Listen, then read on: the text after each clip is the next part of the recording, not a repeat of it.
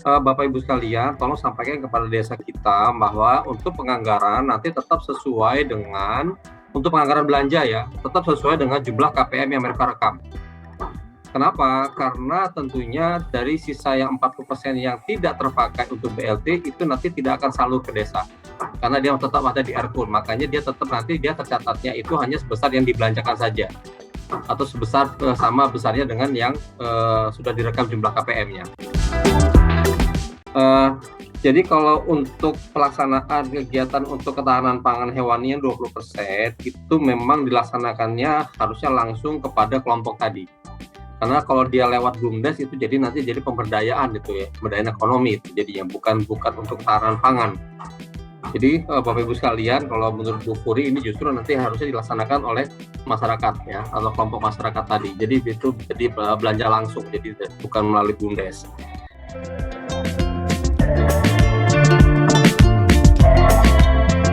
Realokasi ini ada beberapa hal sebenarnya yang hampir sama nih pertanyaan realokasi ya. Terutama Bapak Ibu sekalian, sebenarnya kebijakan untuk realokasi ini nanti akan dilihat ya. Kalau di dalam pasal 52 itu sebenarnya ada bunyi itu ya, bahwa kewenangan untuk melakukan realokasi itu nanti ada dasar pertimbangannya atau ada triggernya. Jadi misalnya seperti tahun 2021 kemarin kita tiba-tiba dana desa diminta untuk memberikan stimulus untuk penanganan kemiskinan ekstrim misalnya. Nah tentunya nanti hasil realokasi itu penggunaannya diarahkan kepada ternyata di program-program prioritas yang menjadi trigger dari realokasi itu sendiri, Bapak Ibu sekalian.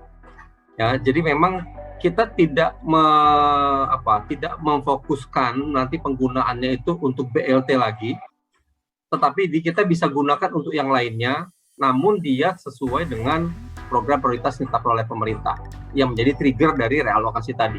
Ya, jadi saya juga tadi baca ada beberapa di dalam kolom chat juga pertanyaan-pertanyaan seperti itu. Jadi kita sudah mempertimbangkan hal tersebut.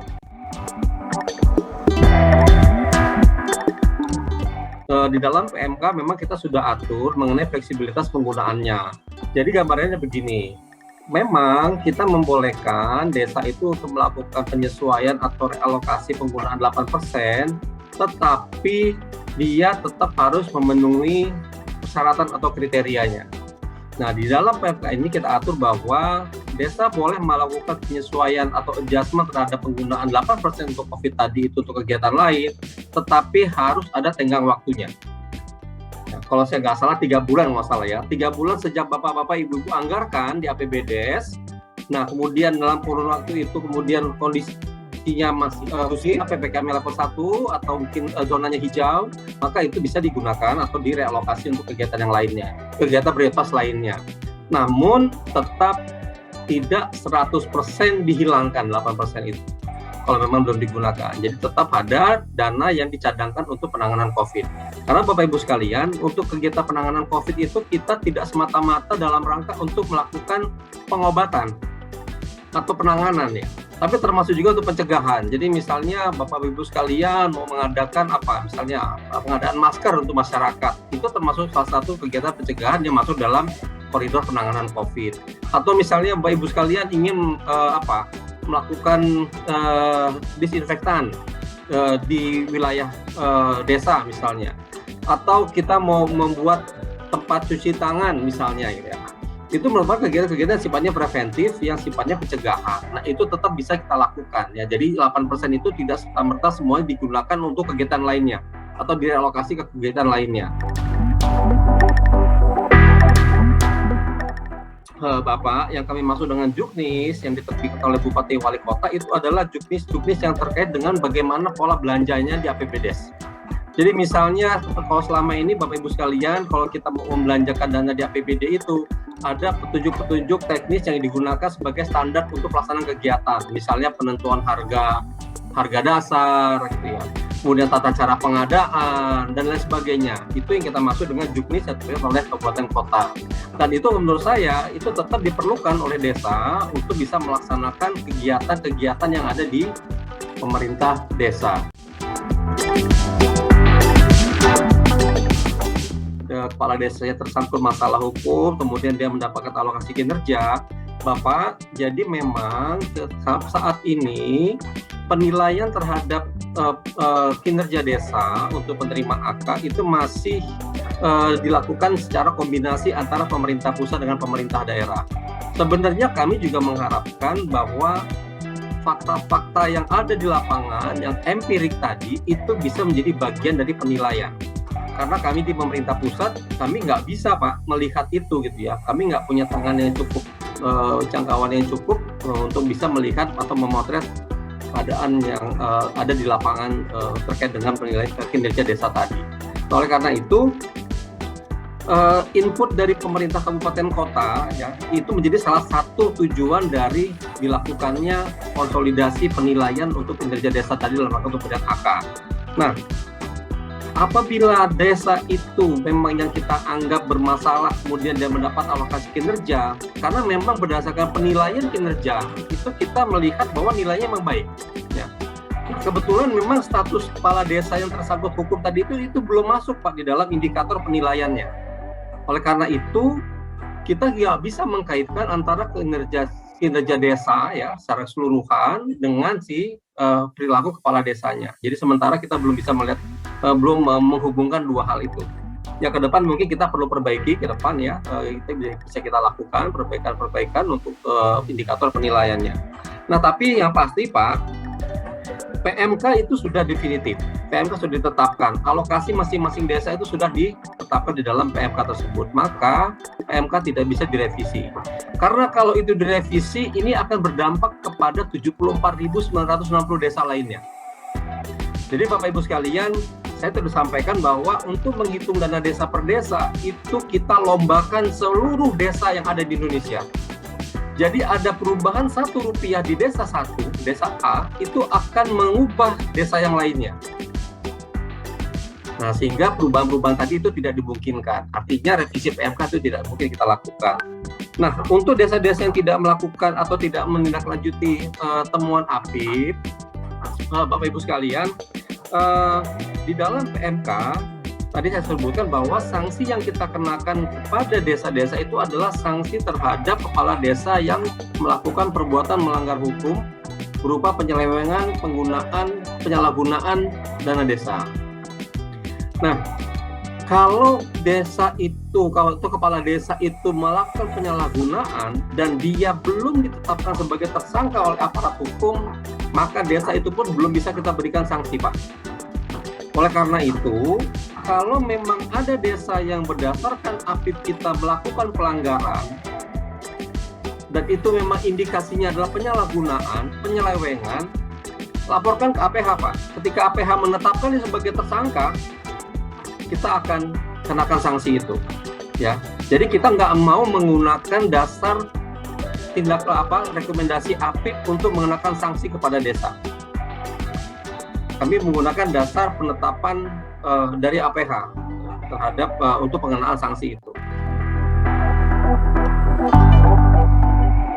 Kalau untuk penyaluran dana hasil realokasi itu nanti kita lakukan penyaluran secara terpisah, Pak. Jadi dia di luar dari skema yang reguler. Jadi kalau misalnya untuk desa-desa yang reguler yang penyaluran 3 tahap, nanti dana desa yang hasil realokasi itu akan dipisahkan penyalurannya sendiri. Ya, di luar dari yang sudah terpola tadi yang 40-40-20. Kira seperti itu. Jadi yang dimaksud dengan pasal 33 ayat 8 itu sebenarnya Pak, kita ingin supaya masyarakat atau kepala desa itu bisa menjaga kontinuitas dari pelaksanaan BLT desa itu. Jadi kalau misalnya katakanlah di bulan pertama KPM itu 100 KPM, itu kita harus jamin bahwa pelaksanaan pembayaran BLT desa itu berjalan selama 12 bulan Pak sampai di akhir ya. Kecuali kalau misalnya tadi ada yang meninggal atau misalnya pindah, maka desa punya kewajiban untuk mencari penggantinya. Itu yang diatur di dalam pasal 33 ayat 8. Dan kalau untuk kriteria A sampai F itu bisa salah satunya, Pak. Jadi salah satu aja masyarakat kita memenuhi kriteria dari A sampai F itu, maka yang bersangkutan sudah layak untuk mendapat atau kita jadikan sebagai KPM atau penerima manfaat BLT Desa. Memang kita merefernya ke Permendes, Pak. Jadi Permendes itu nanti yang justru yang mendetailkan apa yang menjadi rincian kegiatan dari program ketahanan pangan dan hewani. Jadi memang harusnya yang kita sebut dengan program ketahanan pangan hewani itu tidak semata-mata kemudian langsung terfokus kepada kegiatan yang berkaitan dengan ketahanan pangan dan hewani. Misalnya kita hanya bicara mengenai peternakan atau kita hanya bicara masalah perikanan gitu ya, atau budidaya, enggak itu aja sebenarnya. Tapi bisa saja misalnya terkait dengan bentuk pembangunan irigasi. Ya, itu kan penting ya untuk ketahanan pangan, untuk pertanian ya. Atau misalnya untuk infrastruktur lain, misalnya jalan misalnya ya, jalan tani dan sebagainya. Itu sebenarnya adalah hal-hal kegiatan-kegiatan yang bisa kita manfaatkan untuk penggunaan yang 20% untuk ketahanan pangan hewani tadi. Intinya adalah bagaimana supaya kegiatan yang kita susun itu, yang kita rencanakan itu menunjang kepada program untuk penguatan ketahanan pangan dan hewani. Ya itu nanti patut kita pertimbangkan, Pak. Tergantung nanti dengan arah kebijakannya pemerintah, maunya seperti apa yang menjadi tujuan utamanya gitu ya. Karena kalau kita kembalikan lagi ke desa yang bersangkutan, Pak, jadi sia-sia juga kita buat pola ini ya. Jadi nggak ada guna juga nih kita buat pola seperti ini. Tentunya kita buat pola seperti ini itu adalah bagaimana kita bisa meratakan ya, menyetarakan keadilan untuk desa yang mungkin dia tidak bisa melaksanakan program-program prioritas pemerintah karena memang kondisinya sudah cukup baik, dan lebih baik uangnya itu bisa kita berikan kepada desa lain yang memang membutuhkan untuk kegiatan program yang lainnya. Gambarannya itu Bapak Ibu sekalian, kalau ada desa yang sudah bisa melaksanakan sampai lebih dari 40%, itu artinya memang desa itu sudah masyarakat yang membutuhkan di desa itu lebih banyak dibandingkan dengan desa lain yang tidak bisa memenuhi 40%. Nah, itu yang perlu kita berikan keseimbangan. Intinya adalah kita mau mendorong supaya desa-desa itu mempertahankan pembayaran BLT-nya itu selama 12 bulan ya Bapak Ibu sekalian ya. Karena kita lihat pengalaman 2020-2021 itu banyak juga BLT desa dibayarin 3 bulan, 4 bulan, 5 bulan, sisanya nggak dibayar tuh. Ya. Nah, jadi atau istilahnya itu ada penurunan jumlah KPM. Nah, itu yang nggak kita inginkan. Jadi memang kita ingin memaksa supaya desa itu bisa melaksanakan pembayaran BLT selama 12 bulan. Bahkan tadi saya sampaikan juga kalau ada yang meninggal dalam perjalanannya itu kemudian diberikan kepada ahli warisnya, atau misalnya ada penerima manfaat yang pindah lokasi misalnya ya, itu wajib kewajiban pemerintah desa untuk mencari penggantinya.